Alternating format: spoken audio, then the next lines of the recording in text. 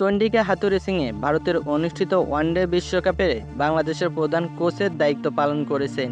দ্বিতীয় দফায় টাইগারদের দায়িত্বে বিশ্বকাপে এগিয়েছিলেন তিনি। যদিও তার নেতৃত্বে বিশ্বকাপে কোনো চমক দেখাতে পারেনি বাংলাদেশের বিশ্বকাপ ব্যর্থতার পর গঠন করা হয় তদন্ত কমিটি। ওই কমিটির তদন্তে উঠে আসে নানা চঞ্চলকর তথ্য। বিশ্বকাপ স্কোয়াডের সদস্য না হলেও তদন্ত কমিটির মুখোমুখি হতে হয় তামিম ইকবালকে। তাকে প্রশ্ন করা হয়েছিল কেন বিশ্বকাপ দলে ছিলেন না। মূল্যায়ন কমিটির সঙ্গে কথোপকথনে তামিম তার নিজের মতো করে পুরো ঘটনা বর্ণনা করেছেন।